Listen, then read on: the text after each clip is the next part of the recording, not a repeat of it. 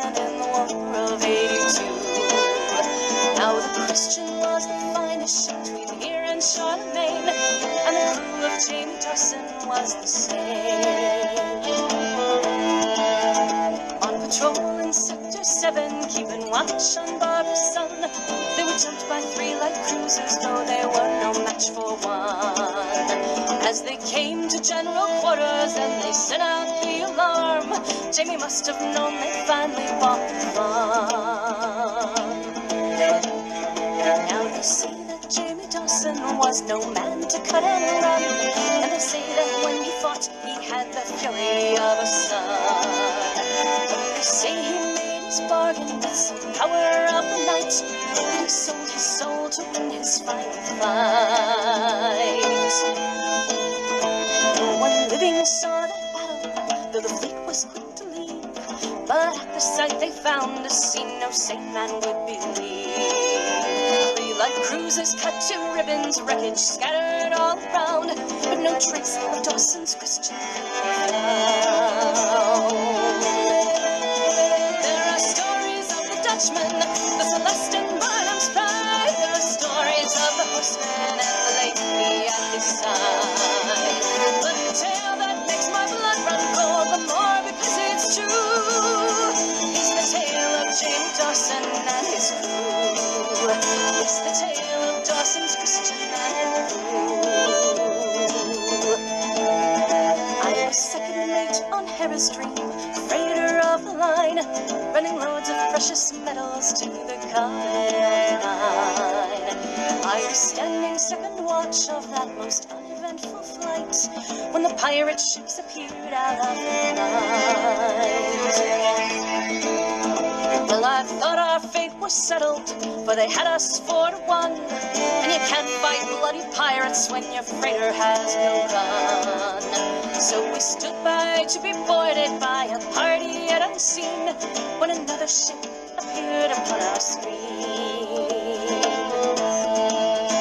First I thought she was a pirate, but the vector was all wrong. Then I thought the fleet had found us, but the signal wasn't strong. And our hailing brought no answer, and I felt a sudden dread, for the stranger's shields were up and glowing red. Now the courage of that single ship is shown by very few, and I thought none but a madman would fly her as she flew. She was outgunned, she was outnumbered, but a cheer came from our lips when she swung to fire on the pirate ships. And the stranger's beams burned brighter than all beams I'd seen before. The stranger's shields were harder than the heart of any more.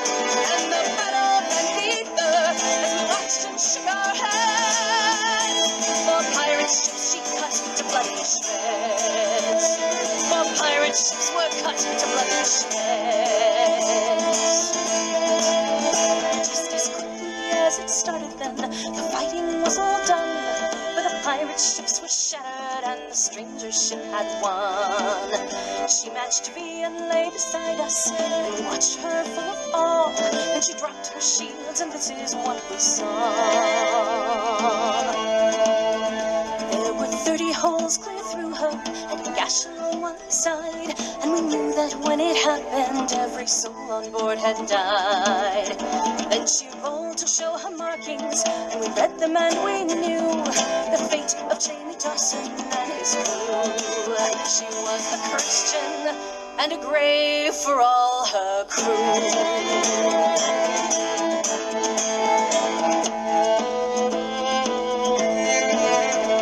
She turned as if to leave us, but instead began to fade. First her hull and then her bulkheads, as we trembled there afraid. There are 20 men who'll swear with me the last to slip from view were the bones of Jamie Dawson and his crew. Dead white bones of Jamie Dawson and his crew. There are stories of the Dutchman, the Celeste and Barnum's pride. There are stories of the horseman and the lady at his side.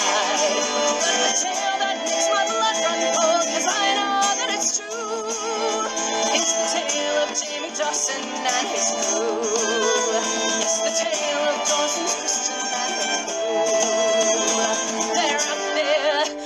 Jimmy Dawson and his crowd.